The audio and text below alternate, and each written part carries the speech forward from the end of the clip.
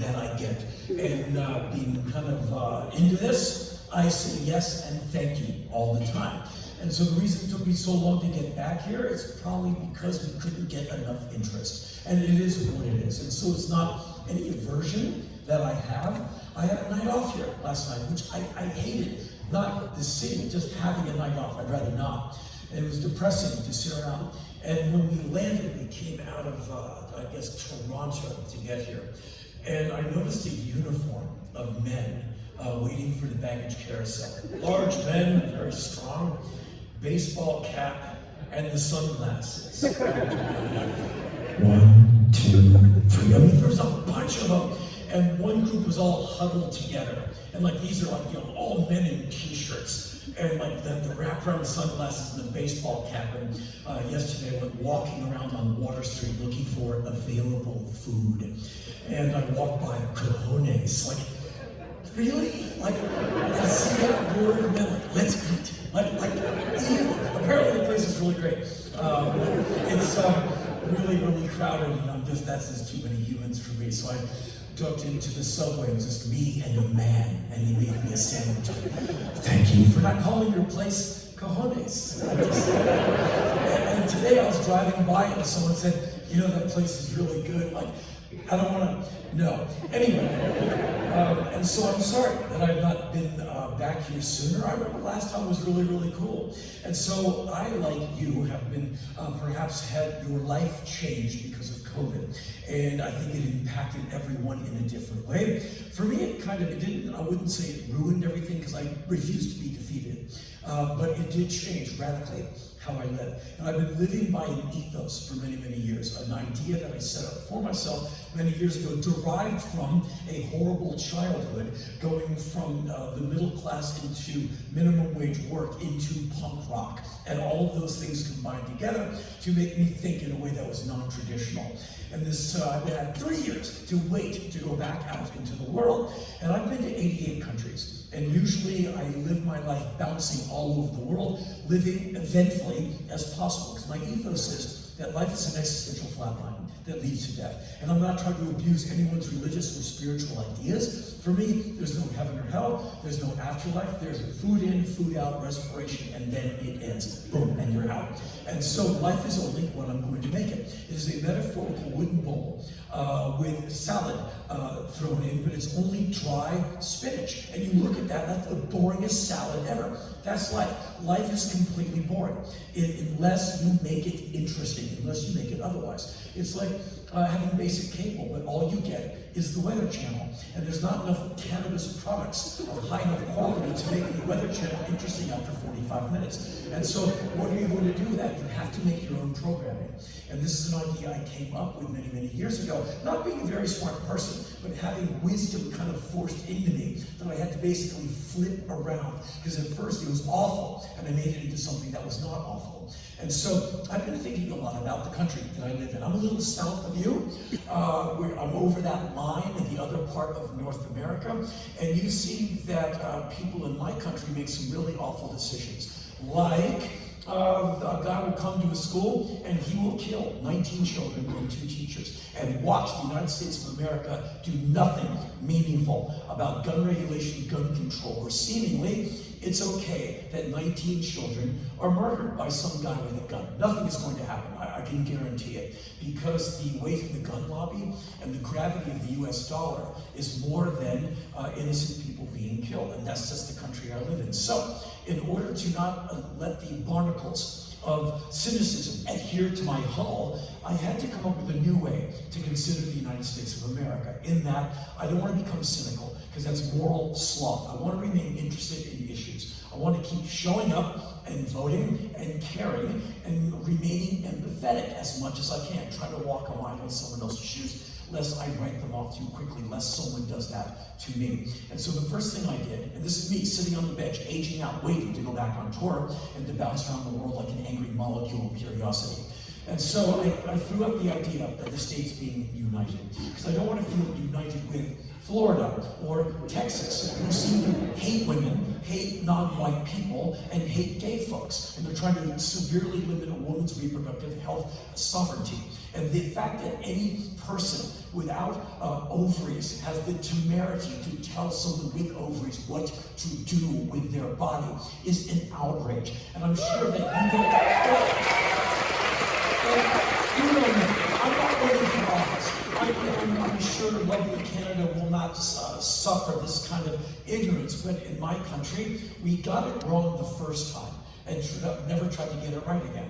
As you know, in the United States of America, women could not vote until 1920. That's insane. And that just shows you the misogyny of the founding fathers. All those old men on all the money in the United States of America, for the most part, were misogynists, and they wanted women in the kitchen making meatloaf and just not opening their mouths or having an opinion. So if I'm going to be united with these states that I am in complete disagreement with, that's going to be very difficult for me. And so now I've reconfigured the states to be like the continent of Europe, in that two wonderful land masses cut up by borders, stitched together by highways, governed over by a single monetary currency. And so the euro in Europe, and those are country borders with highways. My country has states with highways, and the US dollar. And this is how I regard the United States of America, a non-traditional look at this country. Because I have come to the conclusion that, at least in the Western world, tradition is always making somebody money almost every single time. Like the value of Christmas, it's about giving to people. Well, people are going to be selling you the things to give to other people. Like, what if you're in the Christmas card business? You love Christmas. Like, what if you have a guy like me who doesn't care about Christmas? I am part of that person's problem because I am non-traditional. So what got me away from thinking of things traditionally? I saw that it's a ripoff, and it made me cynical to I'll do things because, what if your grandfather was a coal miner and he ruined his body mining coal, and then your father was a coal miner who ruined his body mining coal? Do you necessarily just well, I'll be a coal miner, but you saw your father and your grandfather coughing up black crap onto their plates at dinner? Do you really want to do that? Are you thinking about your life, or are you just jumping into tradition? And so I was raised by two people who were diametrically opposed to one another. To the left of my mom is Joan Baez, Bob Dylan, and a wall. To the right of my father is Fox News and a wall. And I think in 1960, they're both two good-looking, really, really smart, very hardworking people who probably met at a mixer. I think my existence is partially due to vodka. And my mom probably hit on my dad hey, you fascist, let's do this. And they rolled around in the sack, and I become the proverbial bun in the oven. And so I am on my way to being existent in the world. And my parents got married for the sake of appearance. It's probably my mother's crushing Catholic guilt. And soon as I arrived, they could not get divorced more quickly.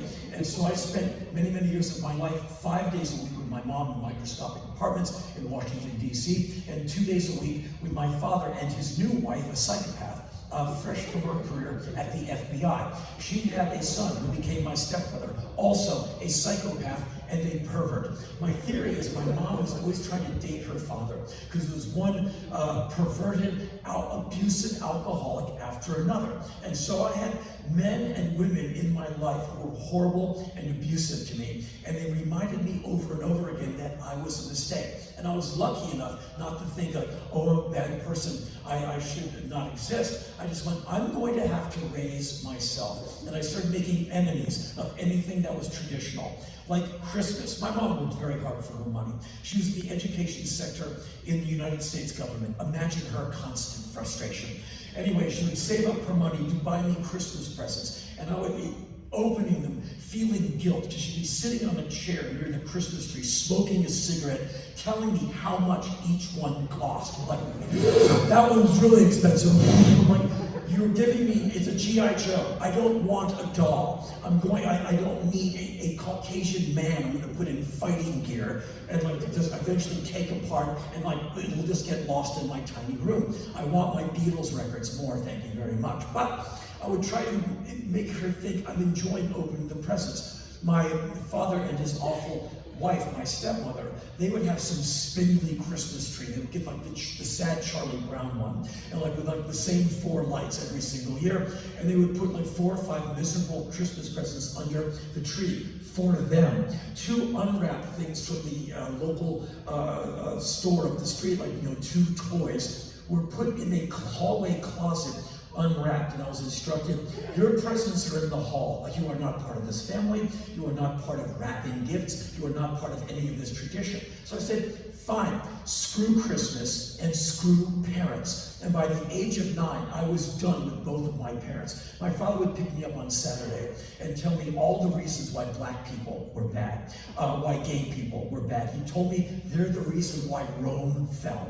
I'm 7. I don't even know what Rome is. The queers? I have no idea what you're talking about. But I do understand that you're going to ruin my life if I keep listening to you. And so by age 9, I was done with Christmas. I was done with Thanksgiving because it's my stepmother's horrible cooking or my mother's cooking where she's going to call her mother another alcoholic and her alcoholic stepfather and get into a screaming argument, and then we're going to sit down and eat this meal. So screw Thanksgiving, screw Christmas, and screw both of these parents. I don't have any hatred of them. I just had to raise myself really, really quickly, knowing these are toxic people, and they're setting up a toxic environment for me. And so at a very young age, I was very conformist in that I went to a military prep school, and I got told to shut up a lot. Ritalin helped. And so I was an office student, barely got out of high school, knowing that my parents were never going to be my friends. They're not role models, absolutely not. I'm going to have to raise myself and become my own role model, which is really difficult to do when you're hyperactive. And the only thing you can do, seemingly, is show up for minimum wage work and beat yourself to death 30 to 60 hours a week, which I was really, really good at doing. And so I didn't want to have a traditional life, but I didn't know what else to do with myself. And as I've been sitting out for 3 years on the bench, I've been considering my unconventional yet used to be eventful life. Many, many years ago, I was reading an interview with the undisputed heavyweight champion of rock and roll, Iggy Pop. And the guy said, so Iggy, you're not all that young, but you're still angry. Like, what's up with that? And Iggy said, oh, yeah, I work at it. And I thought that was so amazing. Like, you work at it? Like, what do you do, anger ups? Like, damn. And so I decided that life is an existential flatline that leads to death. It's a proverbial wooden salad bowl with one handful of dry spinach thrown in, and I must throw things into that salad bowl. I'm going to take Iggy's idea of maintaining anger and like maintaining an eventful life. You can have events in your life like, whoops, you trip over and you fall on a shark, or you go to the bathroom and there's a barracuda in your toilet. Like, things of interest, an event do happen.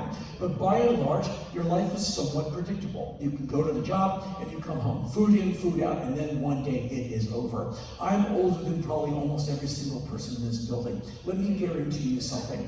The older you get, the faster it goes. And even though there's still 60 seconds to each minute, you'll see somehow you go from 40 to 50. Like, what just happened?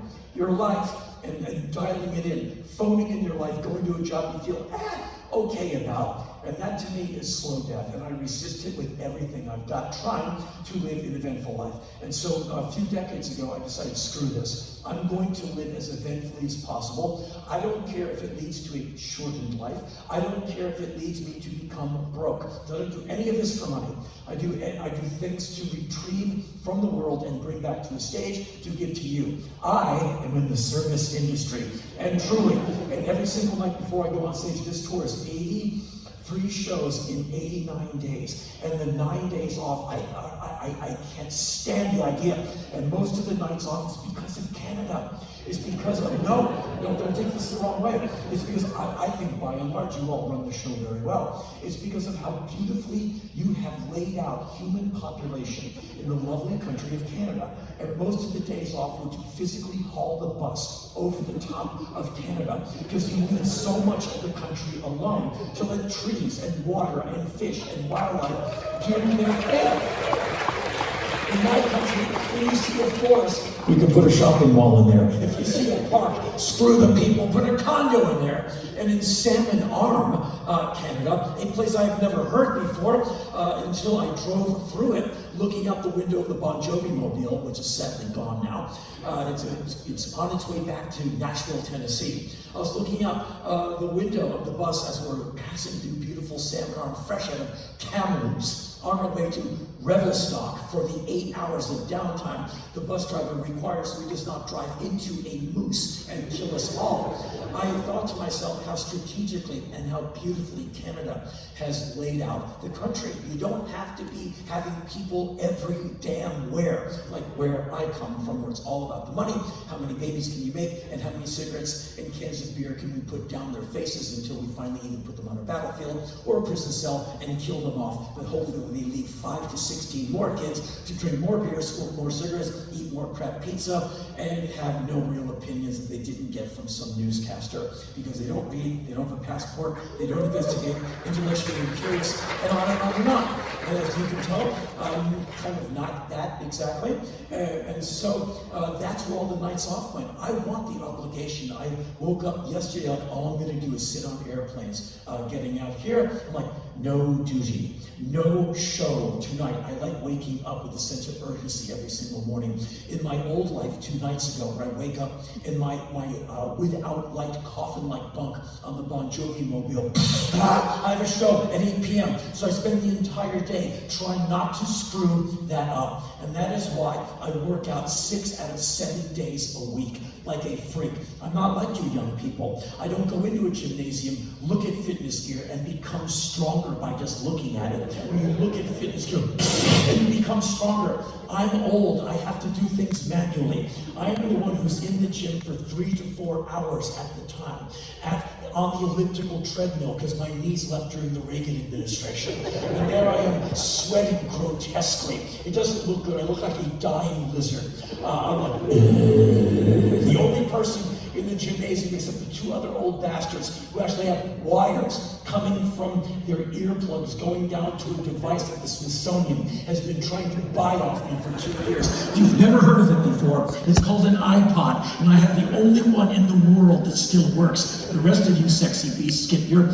stuff through the air, through a Bluetooth. That's a little bit too complicated for me. Where's all your music? On my phone, and I have this thing by Apple, and it's not dead yet. And so there I am for 3 or 4 hours at a time. Why? Because there's a show tonight, and this is why I eat 1 handful of spinach after the workout, and there's no more food until after the show is over, where I'm on stage like I am right now, hungry. I am starving right now in front of you. I am consciously hungry in front of you right now. Why? Because it keeps me angry, focused, and intense, and you deserve nothing less. And there's a lot of these traditions that I've partied with in my life, and I think I am all the better for it. And one of the most toxic of traditions is hanging on to people that you think suck, that you have some kind of weird relationship with them, like you share DNA, and for some reason you think you have to stop. Keep hanging out with your awful uncle, or your perverted other cousin, or your parents who are awful, but like your father tried to kill your whole family and he burnt the house down and killed the dog. He's doing 7 to 11 years in jail. Why does someone visit that person every 2 weeks? He tried to kill you, he killed your dog, and he torched the house. But he's my father. That idea is stupid to me. It makes no sense. And so like I said, when I was a little kid, and I'm not all that smart, but I got a few things right, I cut both my parents loose many, many years ago, like decades ago. I think Carter was president, or even maybe Nixon. I was done with both of these sons of bitches. And so an interesting thing happened. Testing this idea at the beginning of COVID. I was working away in my office. That's where if I'm not on the road, I'm working away. And I got an interesting email. Dear Henry, I hope this is the correct email address to write you at. I work at a senior care assisted living facility on the eastern seaboard. There's a man. that I take care of in my building. He says he's your father, and he wants to talk to you. I've been doing this a long time, Henry. Your father does not have long to go. His condition is deteriorating rapidly. This is my cell phone number. If you'd like me to facilitate any kind of communication, please let me know, and I will do it. He's just the kind messenger. And so, breaking with tradition many decades ago, I wrote this nice man back. Noted, thanks. And then I hit delete. And that's it. Like, I don't want any communication with this guy, so we can try and do some revisionist history on his deathbed about how we were tight bros from way back. He sucked. And like, he's a fantastic misogynist and a record-breaking homophobe and an incredible racist, also a PhD. But he didn't have a passport, didn't like music. He was intellectually incurious. He just loved fearing and hating. And I can't be around it. I can't have anything to do with it. So while we share some DNA and a jawline, and I have his nose, and I can look at young pictures of him and see part of my face in his, I don't give a damn. And there's many, many occasions on my life to break with this guy. I would go for the 48 hours of fear with my father and the terrifying new wife. And one day, my ritual was to get to the house and leave as soon as I could, run up to the playground and just play on the swings for as many hours as I could to get away from them and their alcoholic rages, etc., etc. And so one day, I'm up at the park, like swinging on the swing, I get bored of that after 3 hours, and I run back to the house, and there's my father, sitting on the couch, in the living room where I first met the stepmother. My father said, "Do you see that woman?" She says, "This terrifying woman in the living room." I go, "Yes, sir." Like, "That's your new mom." I'm like, you switched out the screaming, throwing the dish against the wall one for this one who looks like he hates kids even more? "Oh no, say hello to your new mom." "Say hello, new mom." I did what I was supposed to. "Hello, new mom." She got in my face, leaned down, said, "I'm not your new mom." And she picked me up and she chucked me across the room and smashed me into a wall. And I don't know what your life was like, hopefully better than that. But when you're a tiny little kid and an adult picks you up with aggression that you've just met for less than 20 seconds and throws you into a wall, it's impactful. Like, I hyperventilated for like a year and a half after that. It was utterly terrifying. So I'm in that living room, and my father's sitting at the far right side of the couch, near the wall I bounced off of like a year before. And he has his head down, and he's holding a revolver in his hand. And I have never seen a real gun, except on a cop that is always covered with a leather strap, and they won't let you hold it. And I have my plastic cat gun. That's all I know about a gun. He goes like, "Come here." So I do what I'm told. I walk over. He's sitting, and I'm short, so we're almost face to face. And he's looking down. I can smell the booze. It's like a little bit past noon. He's already destroyed on alcohol. And he goes into this story as about when he was training to go into World War II.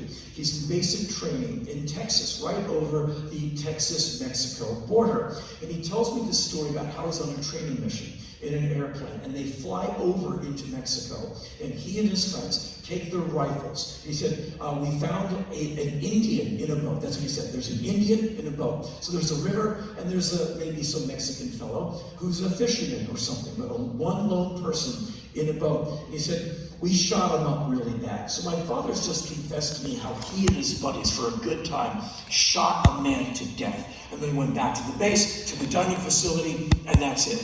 And so he tells me that he's murdered someone, and then he hands me the gun.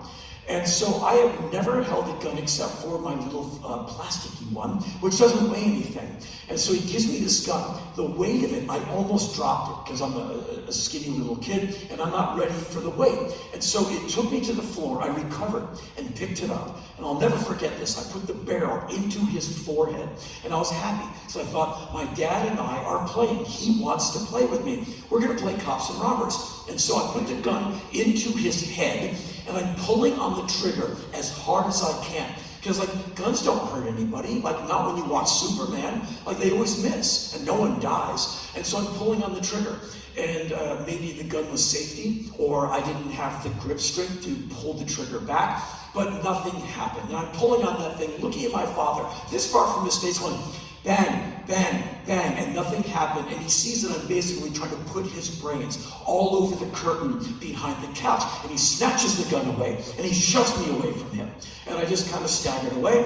And in those days, I would never tell my father what my mom was up to, and I'd never tell my mom what my father was up to, or what was happening at that house, what was said to me, what was done to me. I just kept everything mutually exclusive because I hated both of them. And so I never told my mom that my father basically told me he killed a guy. And I basically compartmentalized it and didn't come back to that idea until I was a young man. As a young adult, I could go back to that idea and think to myself, wow, so why did my dad have a gun in his hand? Maybe he got all liquored up, had some kind of moral relapse where he actually was a human being with a conscience, realized that he had murdered someone for no reason whatsoever, and he wanted to fess up to someone, maybe his dumb, hyperactive little kid. And so I come in, he's drunk, he's considering suicide, and he sees me, and he spills over the side, and maybe I'm the only one he told. If he told my mom, she would have turned him in.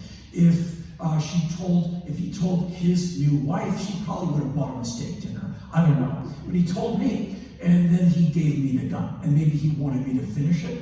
I don't know. But it's for reasons like this that I did not want to talk to this guy. And apparently, he died 12 days later.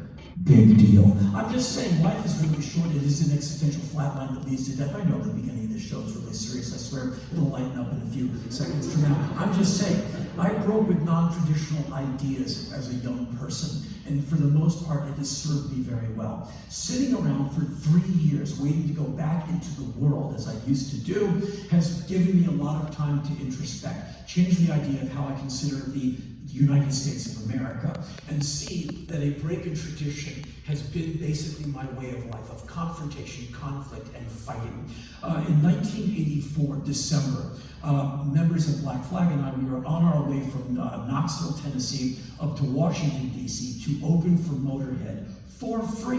We were just going to do it because it was a night off and we'd rather play with the legendary Motorhead. And one of our vans, basically, the engine just turned into one chunk of metal and died in Bristol, Tennessee. So there we are, freezing with our gear truck and a broken van in some gas station parking lot. And the great Bill Stevenson, he the drummer of Black Flag and the Descendants, and I were both kind of broke, kind of cold, kind of unslept, in the middle of nowhere, not knowing what we're going to do with this van, because it's not like we were ever burdened with money. And so I'm like, our life sucks. And Bill did one of the most amazing things. He's such a good person. He's so smart. He's just a wonderful human being. We were standing in front of a 7-Eleven that was near the gas station, and he pointed at the guy in the orange smock behind the counter. He said, "You see that guy?" I go, "Yeah." He goes, "I'd rather take this than that. And we are broke, we are cold, we're going to be probably spending the night in the broken van in the parking lot, and I'm not putting down a job at 7-Eleven. I might be working at a 7-Eleven anytime soon. I'm just saying." Bill really nailed it, like, at least we're free. And so that has been my life up until COVID.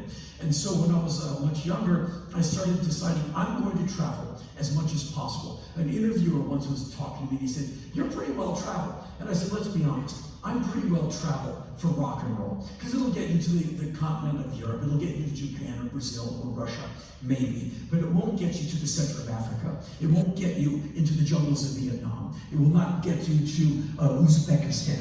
And so I realized that I have to start traveling in an extracurricular way to throw more things into that salad bowl, lest it just become nothing but a boring handful of spinach. And so I've been bouncing all over the world, the angry molecule of curiosity, trying to have an eventful life. I regard my body to be a carcass, and the only thing that's interesting about it is my brain. So I can take something from the cerebral and turn it into the physical. Like an idea for a book, it resides as an idea, then I have to have the courage, which I throw into that salad bowl, to actually write the damn idea out and see that it's not all that great anyway. And so I vomit the manuscript of like 175,000 words into the laptop, and then I let it sit because I don't have the courage to read it back and see how much it sucks. And then I summon that courage in my non-existent range of courage. I have none. I'm not a tough guy, I'm not smart, and I'm not courageous or brave. I'm just trying to have an eventful life. And so I get out that manuscript and I realize every single sentence is either a sucking chest wound, a compound fracture, or a sprained ankle. Every single sentence is going to have to be rewritten, which means I'm going to be sitting in front of a laptop for 8 to 12 hours a day, month after month after month. So if my body's a carcass and the interesting part is my brain, and life is body storage, why don't I store my body in interesting places as I stare at a laptop screen? And this informed my pre-COVID life, where I edit that dumb book, but I edit it in Cusco, in the beautiful Peruvian Andes, of which I've become very familiar. I'll edit the book, but in Hanoi, or Beijing, or Taipei, or Manila, all over the world. I would live for weeks at a time, working, walking the streets, trying to get human poetry to come out of our species, to see generosity, to see kindness exhibited all over the world, where there's often intertribal conflict, food and water insecurity, and then bring all of these stories and these insights back to the stage, a faithful retriever, to bring them back and lay them at your feet for your hopeful enjoyment and maybe even inspiration. And this was the thing that I put upon myself to do, even when I didn't feel like traveling. I'm really tired. Get up, get a new visa whacked into your passport, and go. And this was my life all the way up until COVID, 4 decades. And one of the last things I got to do before COVID kind of put me on the bench was I had always wanted to see a cemetery. For many years I wanted to see a single cemetery in Manila, in the Philippines. It's called the North Cemetery. I was living in Beijing years ago, just camping out during the winter, working on some things, and I saw a documentary on death and how different cultures deal with human passing. And I saw this report about the North Cemetery, and it's a huge cemetery where thousands of homeless people in Manila live, and they live in the mausoleums, and by night they sleep, in the day they roll up their blankets and they go to work, but that is their home. I said to myself, I want to see people living amongst the dead, because if you did that in the United States, it would be really, really weird. But I've been to cemeteries all over the world, and I see a lot of homeless people. In fact, in some parts of Indonesia I've been in, they actually divide the cemeteries where Muslim homeless and Christian homeless, and there is a dividing line between, so there's no homeless religious conflict. Anyway, I find out that I'm not all that strategically placed with my hotel for my visit to the North Cemetery. It's so humid outside. I don't know what kind of humidity you've endured in your life. I've been to a fair amount of rainforests and humid environments. Nothing compares to Manila, at least in my existence. And so you get out of the hotel and you're just like in a shower. And so I find a taxi driver, he speaks some English, and I said, hey man, I want to go to the North Cemetery. Can you help me with that? He said, yeah, but it's really, really far. Do you mind? I go, I don't care. Do you mind? He's like, I'm a cab driver. This is what I do. And so I'm on the other side of the city. And the traffic is such, when the cars are this close together, you can reach out of the car and slap the other driver. And this is just a perpetual snarl of traffic. Like, so the car doesn't really move. It's been 2 hours and like 11 minutes, and we finally get to the North Cemetery. I'm completely sweated out. He's amazingly dry. And we get there, and he charges me, and I take the money and I work it out in my cell phone, how much it is in US dollars. And it's like $8 for 2 hours and some of driving. That is intolerable to me. And I believe that this century is going to end better than it began, when good people are empathetic and they try to walk a mile in someone else's shoes. And so I do the math on my laptop. I got that much, on my cell phone, I got that much together. And I work out basically $40 American, and I give it to him in the local currency. And he's a very kind guy. He looks at me like, oh, no, you've given me too much. And I show my calculations on the cell phone. No, I know what I'm doing. The look of joy on his face as he ransacked his mind, trying to find enthusiastic words in English to thank me, was fantastic. And it is why I will never give up on humans, no matter how many awful presidents get elected in my country, how many racists are in my country, and homophobes and misogynists. I know that human beings are still good to go. This guy looks at me, and I will not give up on you. I will not give up on me, because that's the particles of cynicism. I will not tolerate it. And so this is one of the reasons why I travel. Because Mark Twain used to say that travel is the last nail in the coffin of bigotry. And I'm probably paraphrasing, but he basically said that, and he, as you know, he was correct. Anyway, so the guy looks at me, and he's holding the money. He said, Happy birthday! I got it immediately. I'm like, no problem. Merry Christmas! It's the only time I've enjoyed someone saying Merry Christmas to me. And I went through all of that tradition, like, well, today I'll take it. And I said, Merry Christmas right back at you. And he's like, Happy New Year! And he was into it. And he kept shaking my hand. And I went, oh, and here's even a better idea. You used a lot of gasoline to get into the cemetery. There, put some gasoline in your tank. He's like, no. I go, yes, man. Do this. And like, buy dinner for your family. And I hope I meet you again before it's all over. And we shook hands again vigorously. And I leave with my backpack and my camera, and I venture into the North Cemetery. And I've never been there before. I've just seen it on TV. And so I walked, and suddenly I am around thousands of people. It looks like it just looks like game day before you walk into the stadium. It's packed with people, and there's live funerals happening, one after another. And the little kids are looking over the coffin glass top, looking at some expired person. I'm like, is that good for a kid to see that many dead bodies? I don't know. If you want to see a bunch of dead bodies, all you have to do is go to the United States and go to school. Seemingly, you can see a lot of corpses there. I'm just saying, that's the truth. Anyway, so I'm watching funerals happen as people walk by, smoking, looking at a dead person, because this is where people live, yet funerals are really happening. So I watched like 3 funerals happen, one after another, and I figured time to change the scenery. So I find a less traveled, more quiet dirt road in this immense cemetery. And I'm walking, and the further away I get from the cemeteries, it seems more like kind of residential, where people have more permanent dwellings. And men were coming out and kind of checking me. Like, hey man, where you going? And they just want to see the response they'll get from me. And I try to be very culturally aware whenever I travel. Be polite everywhere I go, be curious and honestly curious, and always defer to the men. Because I'm alone with like $1,500 worth of camera in my hand. I've got no backup, and I'm not looking for trouble with anybody, quite honestly. And so when the men go, hey man, where are you from? And you just like, I'm from the United States of America. Why are you here? Well, and my joke icebreaker is like, I'm here to meet you, which is not untrue. I stick my hand out, sometimes you get a laugh and a handshake, and tension eases. And so like every 20 paces, some guy would come out of nowhere like, hey man, what's your name? I'm Henry, what's your name? And the tension would ease. And so I'm about like half an hour into this walk, sweating buckets, and 5 lady boys come out, men dressed as women, and trying to get your look happening in this weather is so challenging. Like the hair started really, really well, but with the humidity, it's now like a hat that's moving off the side of the head. And now the makeup is starting to run because it's so hot and humid. And so these 5 men look like extras in a David Lynch film, where it's like lady boys, but they're kind of, and so they're in front of me, and they're like, what do you think of us? And there's men who are not all that into their action, kind of watching me regard the lady boys. And it's not a violent situation, they're just kind of looking at the lady boys with a bit of scorn, a little bit of disdain. And I looked at them and I was like, you want to know what I think? And they're like, yeah. And they're like, in my face, and I said, I think you all look fantastic. I did. I thought their look was amazing. And you see all the effort that goes into it.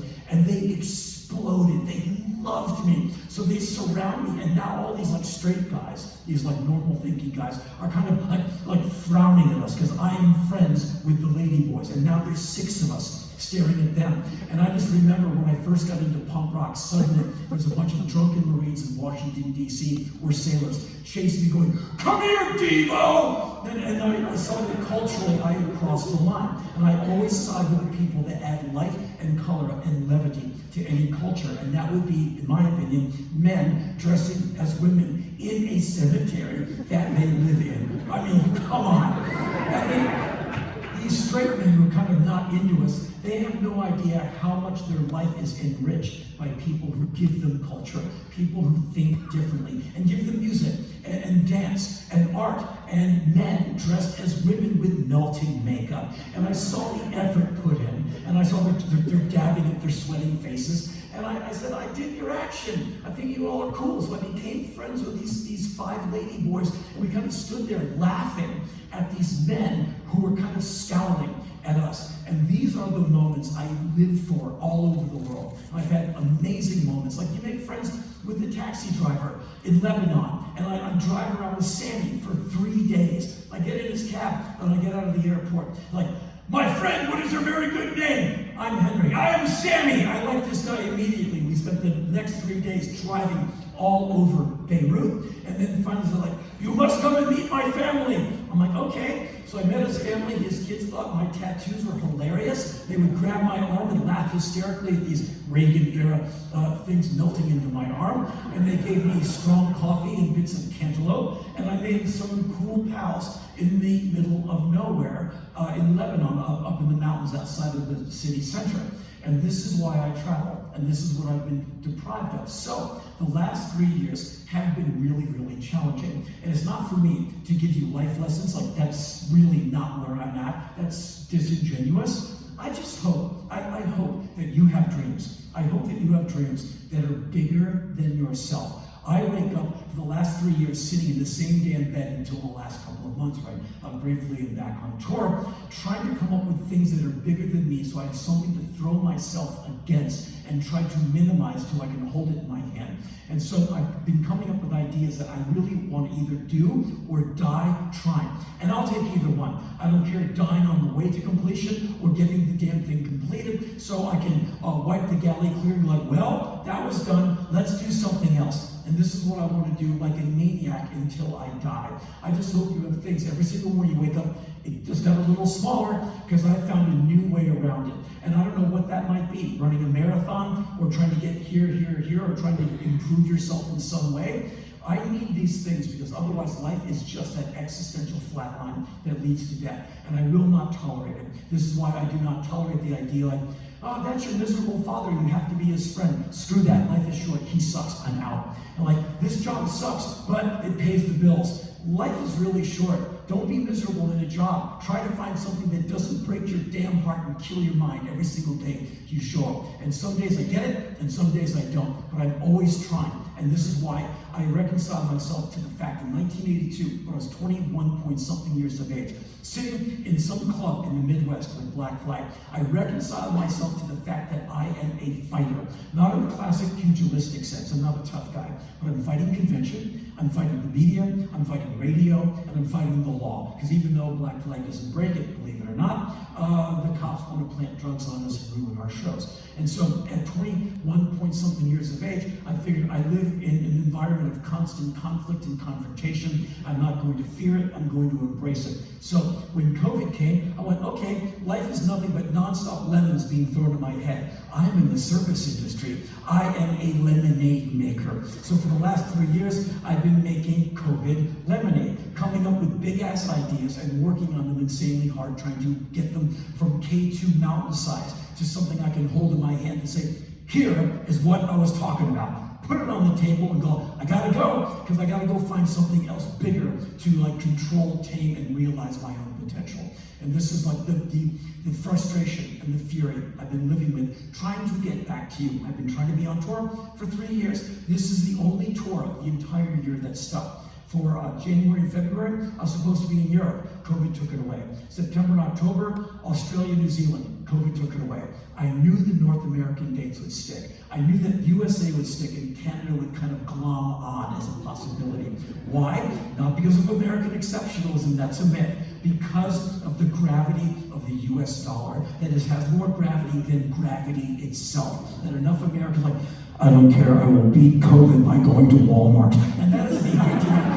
I will buy so many things, COVID wouldn't care. I will get 9 $7.99 pizzas thrown on my porch, and therefore I will beat COVID. I don't need a vaccine. It's death and government overreach. I don't need a face burqa. I just need food that will kill me and sheer American chutzpah. And that's how I knew this tour was going to last.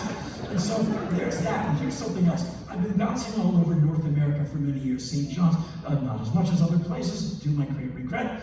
But I would advise, even though you see a lot of bad headlines of the United States of America, however, you'll find in most American cities, people are very kind and generous, lots of great local music, great record stores, amazing food, and a lot of people, I think Ronald Reagan started the ball rolling by dumbing down the American electorate, trying to get them to fill prisons and battlefields. That's where all the real money is. However, in the middle of all of that, you'll find that a lot of people voted for the president a little while ago, but a lot of people didn't. And you might find a lot of really wonderful people in the United States of America. It might even surprise you. However, there is one city I beg you to never, ever go to, and that would be Los Angeles. And I know that you might be curious, like, well, we're thinking, just don't do it.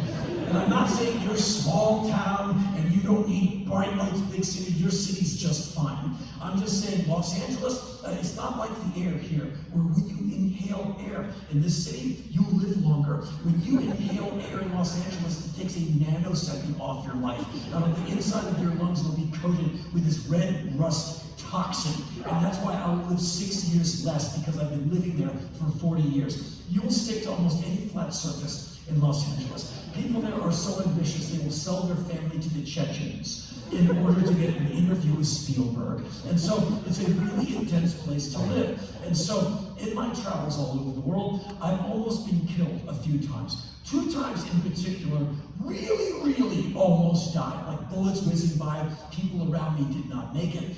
These stories will kill your lawn and peel the paint off your car. That was not abroad, that was in the United States of America. And I've been to Iraq, Afghanistan, North Korea, Pakistan, Iran, Syria, on and on and on and on. But it was the USA that tried to kill me over and over and over. And in an effort to abide by American crime statistics, I live in a house that I've built that reeks of deterrence. I do not want to have lethal capacity in my house. I don't want the guns of Navarone. I don't want a howitzer. I don't want a bazooka. I don't want an attack dog and a security detail. I want to have a house where every breach point, what some people call doors and windows, I want to have a house of breach points that have been armored so the bad guy, the stalker, home invader, or burglar cannot get to me. I live alone. I'm a workaholic. All I want to do is live alone, work, listen to my stereo, and then one day, hopefully not too soon, but at my age, I'm like rounding third on my way to home plate, if you want to use a baseball diamond analogy. I'll probably be dead by November. So I am trying to have a house I can live in and sleep between 55 and 57 minutes a night. As you can tell, I'm very tightly wound, incredibly intense, but you knew what you were getting when you bought the ticket to come in. But in order for me to sleep between 55 and 60 minutes a night, I need to be in a house that I don't think any bad guy can get into. And I'm surrounded by a high wall. At the bottom of the driveway is 2 massive iron doors that are a gate. My front door is nothing but 2 iron doors with a big damn latch behind it. So you can't get to me, so I can sleep. And so at night, in my fortress that says, hey burglar, this house to break into will be hard on the lumbar region. Bye-bye. And so I will be in my bed, hardly able to sleep. I sleep fully clothed, down to my shoes. No, I am not a never nude. I take my clothes off to bathe or in other adult situations where nakedness is required, like a riot or a demonstration. Make an impact. Get on the news. That's how you get your band over the wall. Go to a riot with no clothes on. Being tased naked is a full body experience. Anyway, I sleep on a bed that is fully made. I do not get under the sheets and blankets because I have tried this before, and to try and get out of the bed with shoes on is too much rigmarole. And so I live on top of a fully made bed. Yes, I laundered all the blankets and sheets and all of that about 7 years ago. So you can infer, as a Homo sapiens, a work in progress. We are continually shedding, right? And so there's like 7 to 15 pounds of Henry Flakes in that bed. Or if I hit the bed really hard, choking clouds of my DNA will come out. Like, what is that? That's me. Disgusting. And so I do not sleep underneath the blankets because that's too much to bounce out of bed and get ready to confront and neutralize an attacker. So in the winter months, I take an unzipped sleeping bag and I throw it over my top half. In the summer months, a very threadbare blanket. I always kind of sleep hot. I live in a high idle, so I don't need much. And so I keep it on the upper half of my body with my legs exposed. So if I hear some unfamiliar sound in my house, I can wipe blanket or sleeping bag off me, leap out of bed, and confront. And so I think it was Feb 11 of last year, 3:30 in the morning, I am sitting up with my back against the wall in total darkness, listening to the night.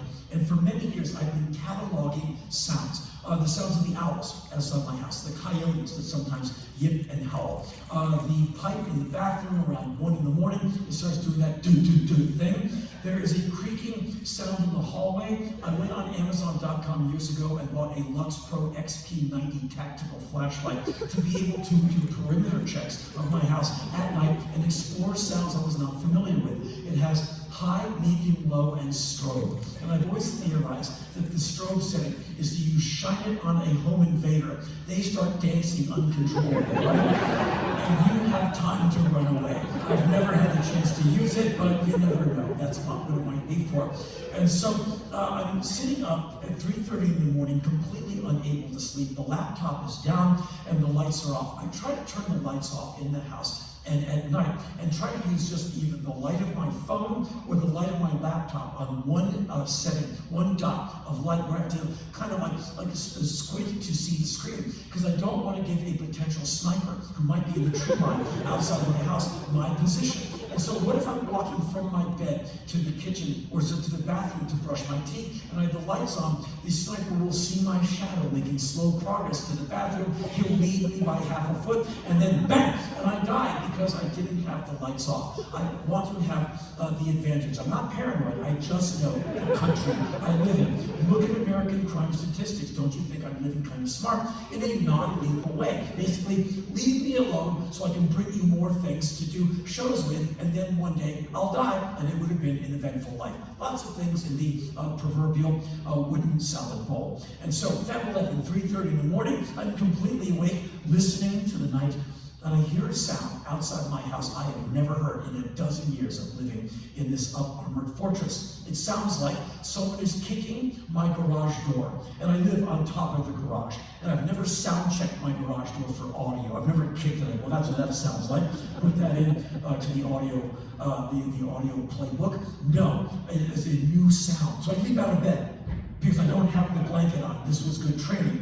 And I land in my sneakers. See, this is why I stayed fully clothed. I was ready. And so I go up to the window and I pull back the curtain and I look out the mirrored glass where I can see you, but you can't see me, custom. And I look down to see a man kicking my garage door. There is a man kicking my garage door, just like it sounded like. He got over a tall wall or a tall metal gate. Either he's Spider-Man or Nosferatu, or he has a jetpack, or a pole with which he vaulted, but he is there.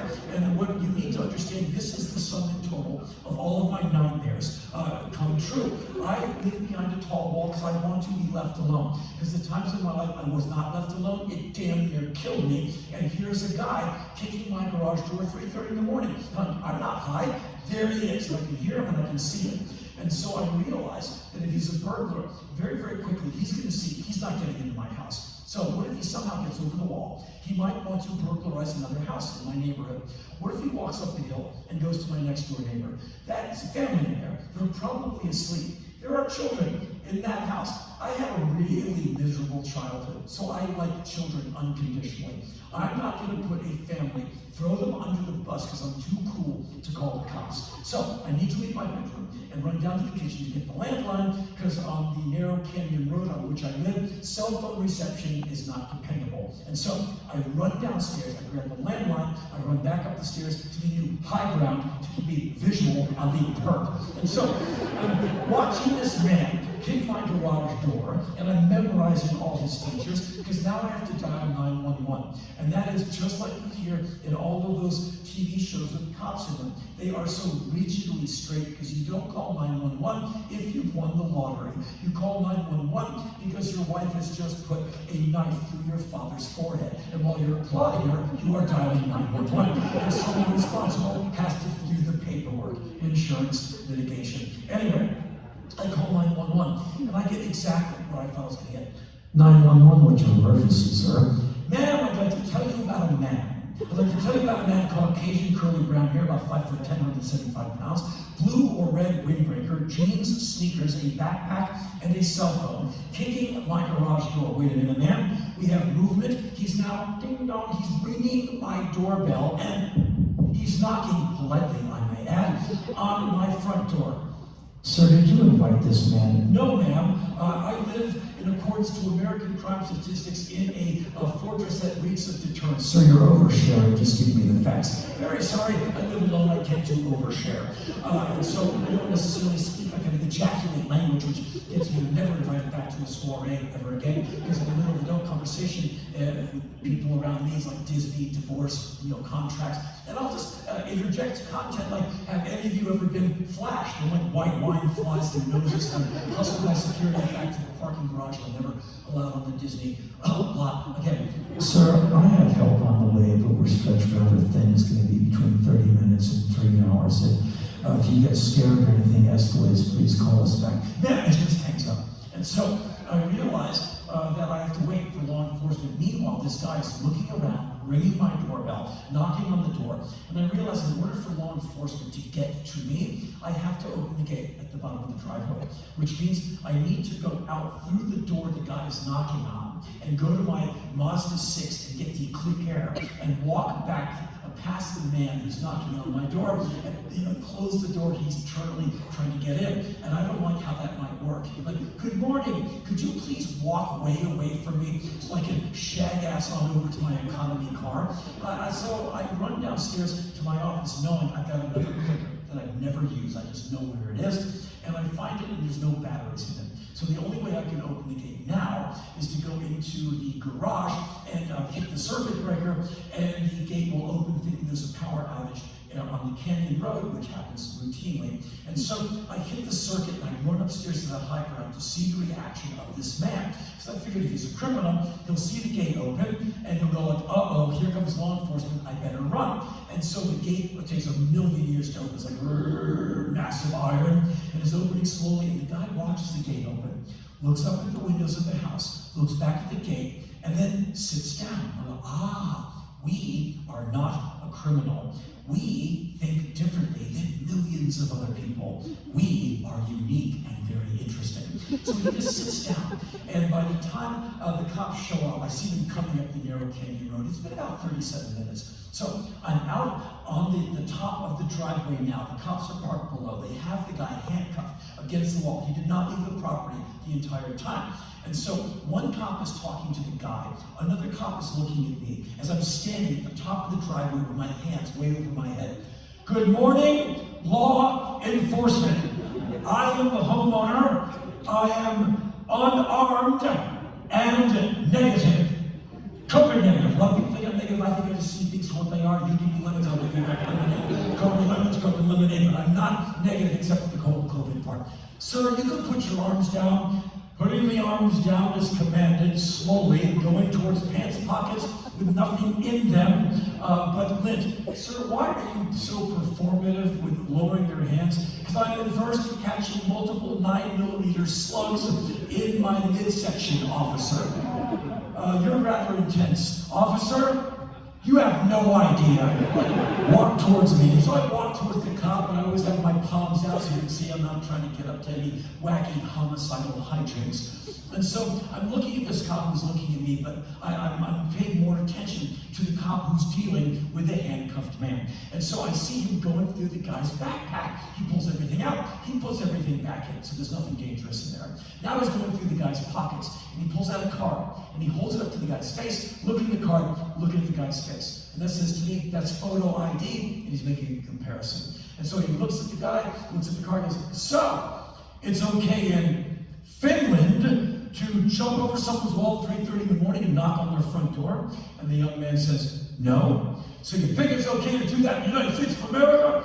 And the young man says, Henry invited me. Like, oh no, we're on a first name basis. This is information, the cops have to run it down. So both cops look at me, I'm like, no, no, and no. The gate was closed until you guys just got here several minutes ago. So either this guy has a pole, a jetpack, or maybe he dropped out of a helicopter. I don't know. But I've never seen this guy ever before in my life, to my knowledge. So the cop standing with me says, okay, you've got two choices here. You can have this guy arrested for trespassing, and we will take him downtown and put him in the Twin Towers jail.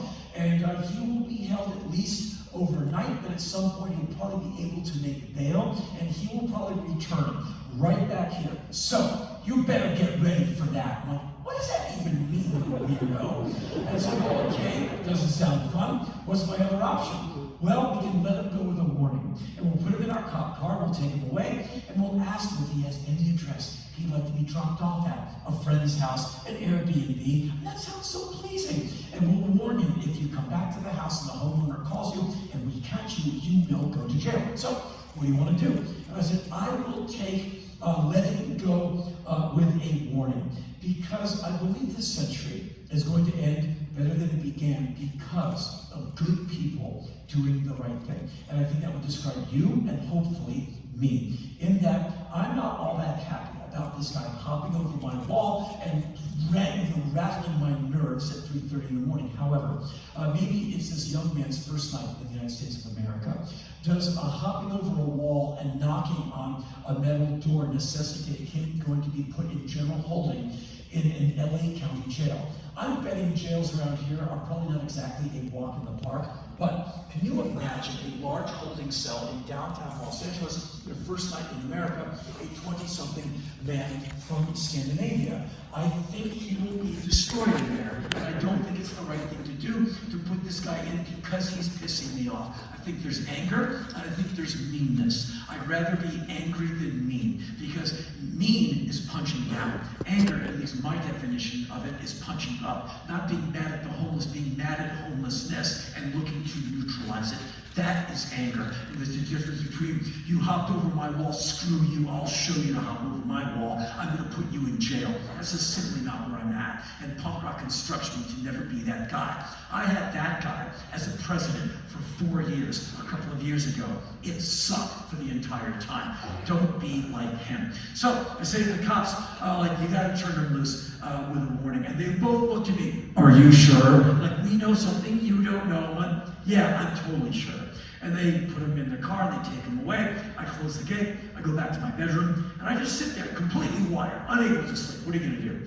And so at 9:30 in the morning, finally exhaustion keels me over. At 10:25, I am awoken by the sound of my doorbell ringing. And the first thing I'm like, really? And I look out the window and the guy is back. And it's a beautiful, cloudless Southern California morning. And I went into my Fox News reptile lizard brain for just 1 second. I should have had you killed when I had the chance. I'll never be that naive again, but that's just not me. So I figured this young man has an imperative to hop over my wall and knock on my door and ring my doorbell. So I call the cops back, like, good morning. No doubt you see my name and home address flashing before you on your screen in a report about a man from Scandinavia. Yes, sir. Ma'am, he's back. What do you mean, he's back? He's back, and he's ringing my doorbell. Can you send two of LA's finest to bundle this young man up and get him out of my life forever? Sir, I have help on the way. We are stretched thin. It's going to take between 30 minutes and 3 hours.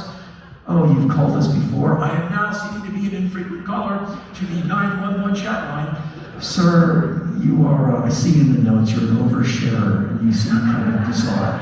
Yes, and he hangs up. And so I run downstairs to be on the other side of the metal door so I can listen to this guy knock on the door and ring the doorbell. And that sound of knocking and ringing goes away, and a few minutes later it is replaced by the sound of the man on the second floor deck, which leads to my bedroom. And so he went up some metal stairs, over a roof, down another roof, hopped over a retaining wall, voila, he's on the deck. And so he can't get into my bedroom because I've had those doors up armored. They're miserable camel dung brown metal. And that you need a team to get through those doors. And so he's not getting into my bedroom. However, there's a small room that I have gym gear in. And there's a tempered glass window, very, very large. It's that hard glass where if you kick it, it explodes. He can be through that window, through that room, down those stairs, and confronting me in my living room in about 10 seconds. Do I have a plan for that? I do not. Unfortunately for me, I think a lot of things in life are funny. Not everything,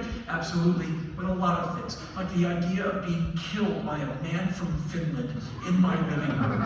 Decades of life will be ended by some guy choking me out in my living room. And so, kind of thinking it's kind of funny, I wonder, do I have time to run to the garage and grab my copy of The Idiot by Iggy Pop, one of my favorite Take Me to My Happy Place records, and die next to the record? Make an arrangement with the guy to lay my corpse out near my turntable with like in some defiant punk rock pose, like with The Idiot next to me. So when the LA Times runs the photo of my dead body in the Metro section the next day, the people see turntable, dead guy, and The Idiot by Iggy Pop. But, well, I never liked Henry's music, but he has damn good taste. And my goodness, what a cool stereo setup.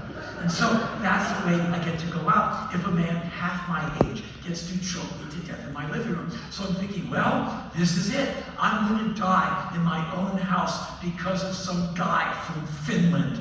And so, luckily for me, the sound of him jumping up and down on the deck goes away, and a few minutes later, it's replaced by him going back to the front door. I run to the garage, I undo the circuit, the gate opens, I run up to the high ground, I'm looking for him, I can't find him. 40 minutes later, law enforcement arrives, and they come roaring up my driveway. 2 cop cars, 4 cops. They get out, they pull their guns out, dead serious, and they're running all over the place, and they can't find him. And so now they are together next to their cars, next to my car, in my driveway front yard parking lot. And so I'm on the deck looking down at them. 4 cops looking up at me. The comedic opportunities of this moment were not lost upon me. I think many things are funny, including 4 armed cops looking up at me. The temptation to say, "Good morning, Centurions!" I mean, like, it was overwhelming, but I had to keep it inside the parameters, and so I have my hands in plain sight because I'm adverse to catching 9mm slugs. And I said, "So it looks like you didn't catch him." And they went, "Well, no." And I said, "Well, thank you for making the trip. I'm sorry that I drove you all the way over here on a beautiful day for nothing." And one cop was very charitable. He said, "Sir, you did the right thing. If you see this guy again, you call us. You do not go outside. You do not talk to this man. You do not physically engage with him. You call 911, and that's the right thing to do. Got it? Got it. Good. Have a nice day." And the guys leave. And so I close the gate, and I think to myself, well, what am I going to do with the rest of the day? And that became obvious. I'm going to prepare myself and the house for invasion. And so I need a command center, which will be the couch in the living room, because there's a table right there. I need equipment with which to withstand the night. And so I figured I'm going into my second night of no sleep. And so I'm going to need to keep the brain hydrated. So I'm going to get a big bottle of water and sip from it and stay hydrated and vigilant all night long until the break of dawn. I need my tactical flashlight because I will be doing 3 times on the hour perimeter checks. I also need my laptop and on 1 dot of light. Now, why would I need a laptop when I should be listening for the sound of sliding glass doors or raising windows or breaking glass so I can neutralize the threat? And I hate to admit this, but it is true. The older I get, the harder and harder it is for me to lose on eBay. Now, before you were born, in the early days of eBay, I would go after punk rock 7-inch records, of which I am addicted to, and I would put down a paltry amount of money, and I would lose. Trying to get a record like Generation X's iconic Day by Day, Your Generation 7-inch, Crystal's Records 1978, don't hold me to the year, but I got the label right. The German variant with a unique picture sleeve that is unique to all the different pressings that it came out in the different territories it came out in. I want that record more than I want life itself. So I put down money, and I lose. And And the pain in my stomach as I realized that I'm an insincere Generation X fan, that some person in the world likes that band more than me, and they're willing to sacrifice their hard-earned income to want that record more than I do, that was not tolerable. And so I came up with eBay strategies in order to win. And I said, I will never lose again, which of course I have many times, and I hate it the older I get. And so 20-some years later, I now realize I've been bidding against the same 4 loser men. And we all have the same taste in music. We are 4 old men who will all be dead before Christmas. And we all know the contents, kind of, sort of each other's record collections, because they are defined somewhat by all the records we have lost, and the other bastard got the record. We hate each other's guts, we have each other's email addresses, and no doubt we all fantasize of the other 4 sons of bitches' houses exploding in flame, and the record collection turning into a fiery river of black liquid vinyl going down a sewer. And when we win, we shake our trembling, veiny fists at the sky. And when we lose, we shake our veiny, trembling fists at the sky. And we don't eat for days at a time. I am so pissed off at these 4 men who have deprived me of joy as I head to my death. I live now to ruin their lives. So I have developed several eBay psyops, only one of which I can tell you, the rest are classified, so says me. So the 4 other idiots that I seek to destroy, they use the same idea of, I will bid a lot of money 2 seconds before the auction ends. And so I see this, and so I do a thing that I developed a few years ago, the only method that I will tell you that I employ. I come in 5 seconds out with the GDP of Spain. And so they come 2 seconds out thinking they're the Red Baron of eBay. And they come in like, okay, here I go with an amount, 2, 1, and they see the pink stripe of death over the top of their laptop page. You've been outbid. I'm like, no! Yeah, that's it. Now drink your Italian, your German, your Scottish, and your British tears all night long. I live to beat you. And so I've been beating these guys, coming in with a super high bid 5 seconds out, because all they see at 5 seconds out is the price of the record tick up like $7. Like, but I'm coming in at 2. And then you lose to me! And now, as an old man, I want to deprive these men of joy. Because I realize now, if I lose any record, there's a good chance I will not ever have it in my leathery mitts before I die. And I know that they feel this with the same passion and intensity as I do. So now I seek to break them and wear them down by bidding on records I already have copies of. Just to deprive them ever having a single copy of that record. Does it cost me a few extra dollars? Yes. Do I care? Absolutely not. Do I care what you think of me? It would be great if I could be all rock and roll. I don't care what you think of me. The truth is, I care very much what you think of me. I want you to like me. I really, really, really do. In fact, actually, I am desperate for your attention and your approval. And I want you to like me a lot, just not on that topic. And that's okay. I don't care what you think of me, but on everything else, I care big time. Anyway, now I bid on rare punk rock records I already have multiple copies of. And so I want nothing more than to win the 4th copy of the Damned's German pressing of History of the World, Part 1. Chiswick Records, 1980. Don't hold me to the year, but I got the label right. I want to win that record and pay like $140 for like a $100 record, and get it in the mail 3 months later, because of COVID, everything arrives slow, and do an iPhone video that I will send to the 4 other bastards. Because no doubt they don't have that record, and I do. In fact, at this point, I have 4. And the beginning of the iPhone video is me fanning myself with 4 of these records. I'm holding them like a winning hand. Like, see this?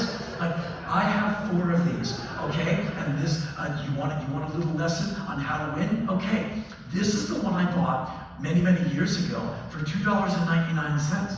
This one I bought for $2.99, because that day, I bought 2, because I am that guy. This is the one I got for free, because I know the band now. Oh! And this is the one that you lost to from that cellar in Hamburg.